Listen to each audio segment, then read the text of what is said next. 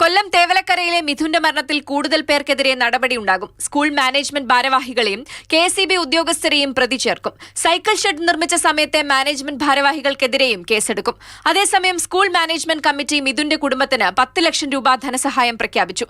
കെട്ടിടത്തിന് ഫിറ്റ്നസ് നേടാനുള്ള നടപടിക്രമങ്ങൾ കൃത്യമായി പാലിച്ചിട്ടുണ്ടെന്നാണ് സ്കൂൾ മാനേജ്മെന്റ് കമ്മിറ്റി അവകാശപ്പെടുന്നത്. കൺമുന്നിലെ അപകടം ശ്രദ്ധയിൽപ്പെട്ടില്ലേ എന്ന ചോദ്യത്തിന് കൃത്യമായ മറുപടിയില്ല. അങ്ങനെയുള്ള ഒരു അശ്രദ്ധ അത്തരം കാര്യങ്ങളിൽ വന്നിട്ടുണ്ട്. അതുകൊണ്ടാണല്ലോ ഇത് സംഭവിച്ചു പോയി എന്ന് മാത്രമേ അതേ 40 വർഷമായിട്ട് അതിനകത്തുണ്ടല്ലോ. ഒട്ടേറെ പ്രമുഖരെല്ലാം അതിന്റെ കോമ്പിറ്റന്റ് അതോറിറ്റി ആയിട്ട് ഇവിടെ ഇരുന്നിട്ടുണ്ടല്ലോ. ആരുടെയും ശ്രദ്ധയിൽ വന്നിട്ടില്ലല്ലോ. ഞങ്ങളുടെ ശ്രദ്ധയിൽ വന്നിട്ടില്ല എന്ന കാര്യമാണ് ഞങ്ങൾ പറയുന്നത്. ശാസ്താംകോട്ട SHOയുടെ നേതൃത്വത്തിലുള്ള പ്രത്യേക സംഘത്തിനാണ് അന്വേഷണ ചുമതല. കെട്ടിടത്തിന് ഫിറ്റ്നസ് സർട്ടിഫിക്കറ്റ് നൽകിയ പഞ്ചായത്ത് അസിസ്റ്റന്റ് എഞ്ചിനീയറും നടപടി നേരിടണം. കെട്ടിടത്തിന്റെ ഫിറ്റ്നസുമായി ബന്ധപ്പെട്ട കാര്യങ്ങളിൽ ഇടപെടാനുള്ള അധികാരം പരിമിതമാണെന്ന് പഞ്ചായത്തിന്റെ വാദം.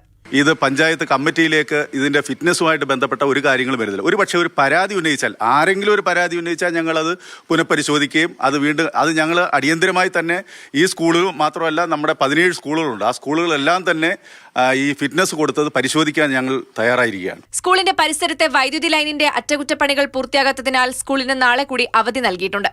ചൊവ്വാഴ്ച മുതൽ തേവലക്കര ബോയ്സ് ഹയർ സെക്കൻഡറി സ്കൂളിലേക്ക് മിഥുൻ ഒഴികെയുള്ള വിദ്യാർത്ഥികൾ എത്തും. നടപടിയും മാറ്റവും ഉണ്ടാകുകയാണ്.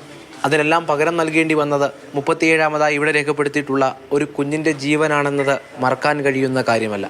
അന്വേഷണം പുരോഗമിക്കുകയാണ്. കടുത്ത നടപടികളിലേക്ക് പോലീസ് കടക്കും. രാകേഷിനൊപ്പം രാഹുൽ ജിനാഥ്, മാതൃഭൂമി ന്യൂസ്, കൊല്ലം.